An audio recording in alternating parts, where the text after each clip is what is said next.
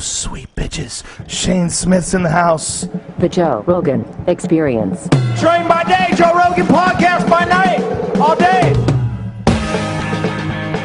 So when you were in Thailand, did you get to go and check out any of the Muay Thai fights?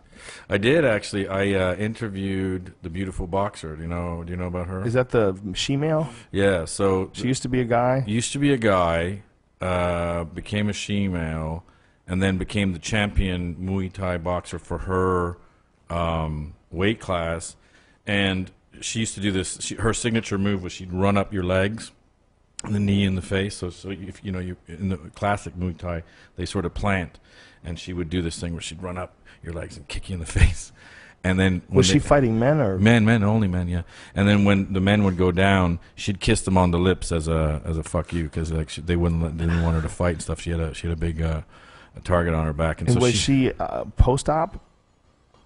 Oh, I don't fucking know. See, what did it feel like? I think the story is, the story is there was one of these women that was a fucking killer until she got the surgery. Right. And then essentially they take your balls away. And when they take your balls away, you no longer have testosterone. She lost her muscle tone, and she essentially became a real girl. And she was fighting guys, and they were kicking her in the fucking head all of a sudden. Yeah.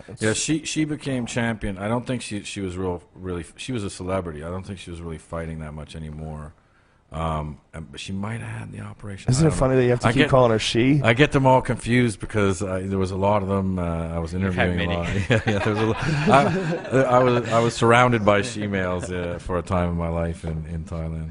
Wow. So when she originally started fighting, she was fighting men. But then after she got the operation, even though you're calling her a she's still fighting men. Yeah. What the fuck is that? Why, I mean, we think that that's like the whole point of getting the operation. You're a woman now. She started getting into Muay Thai because she was getting picked on for being a she-male, and then so she wanted to beat the shit out of everybody, and she did. And but I think by the time I met her, I think she was maybe I asked the question, but I don't remember the answer. But I think she was post-op, but she had just had the operation, but she wasn't fighting anymore. She got the money. She got the money to do it through fighting. Wow! So she financed her surgery, her transgender surgery, yeah. sexual reassignment surgery, yeah, through kicking people, kicking people's asses, and tough. Those guys are tough as fucking hell. Fuck yeah! That's one of the most brutal martial arts in the world, and they start really, really young. Mm-hmm. That's a strange thing to cover just in and of itself. Yeah. I have a friend who went over there, and he was over there for a long time, like several months, just training in Muay Thai. Sam Shepard, he wrote a book about it, and and he was not the Sam Shepard. No, different one, different guy, a MMA author. Oh, right. Who's the Sam Shepard? Is that he's like a famous writer, playwright. No, I better not be saying this guy's wrong last name because I'm drunk. I'm gonna get another drink. It's right there, buddy. Thanks. So when you were in Thailand, tell me, is there a reason? Do they have like some sort of a rationalization for why there are so many ladyboys there? Like what causes one place to have such an exorbitant amount of men that dress like women? I asked that. Sam Sheridan. Sam Sheridan, you dumb motherfucker. Dumb as fuck, dude. I asked that a lot, why there's so many ladyboys there, and they were like, well, we're very feminine, and it's Buddhist, so it's not frowned upon, and I'm like, yeah, but even if it wasn't frowned upon in other places, like, they have like 100% more ladyboys than anywhere. Yeah, what is that? I don't know. There's no one has a reason. I don't know. It's weird. Though. And they're the best looking lady boys. Yeah. The most authentic. There's this one town, the most authentic. Well, German lady boys are just so sad. If you want an authentic lady boy, go to Thailand. Yeah, but if you see like a German, a fucking Austrian lady boy. Or American. Yeah. American are the worst. Big, huge fucking football players. Yeah, want to suck a cock. You're like, wish they were a girl. That's a strange thing, man, because it's not gay and it's not straight. It's like you're doing. They're women in men's bodies. What the fuck is going on? They want to be free. Some of them don't even. They just get off on dressing like women. Sure. Oscar De La Hoya, that's his likes kink. to dress like a That's really his kink. Yeah. Well, Jimmy Hoffa. He actually admitted to it. Hoffa. No. Who's the guy? Sam Shepard. J. Edgar Hoover. J. Edgar Hoover. That was De La Hoya. Like kept it a secret forever and Really? paid the girl off, and and sued everybody who tried to say any differently. Well, that's probably why hired he's experts. such a good boxer. He knows how to avoid duck haymakers. That ain't me in the girl's underwear. Whoosh.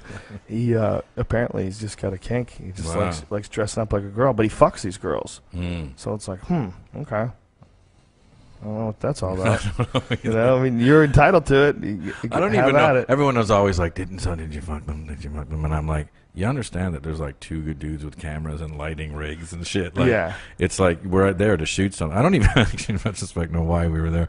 We were shooting. She-males are always a good story, A. But B, I think we were shooting Beautiful Boxer, and we're like, oh, an hour and a half south of Bangkok, there's Pattaya, which is the she-male capital of the world. It's like, and it became big because all the dudes from Vietnam would go there on R&R, and so they would all fuck she-males. And now, Jesus Christ! And well, now like the whatever the 7th Fleet or whatever the fuck it is comes in there, and they all have their R&R, and it's all she-males. So we heard that there was this place where there's like this she-male beauty pageant, and then they have a shooting range downstairs where you can shoot machine guns and shit. So we're like, okay, we can go get like 10. She-males dressed up like Marilyn Monroe and shoot machine guns with them. Like, we have to do that. So we did that, and then we decided to interview them. And by then, I had a few ales, so they're like, "Get in a hot tub," and I'm like, "Okay." Yeah, well, that's what was the craziest shit when you were. That's one of the first things I ever saw you do. You're in this hot tub with these ladyboys. I'm like, who is this wild motherfucker? He doesn't. That's not so wild. That's pretty wild, right, dude. I'd like to have a bath. Yo, you were smiling with them and laughing and having a good time. And yeah, I wonder why people asked you if you fucked them, because it seemed like you fucked them. So if I had to guess, he'd be like, yeah, man. I have a friend who's a comic, and he was doing this show with a lady boy, and she was really hot, and she offered to blow him, and he's like, all right. And I'm like, dude, you got blown by a guy. He goes, maybe, yeah, but I never saw a dick. I'm not really sure. To me, a hot chick blew me, and it was awesome. Yeah. Well, there was a while there that I was interested. I know. I was interested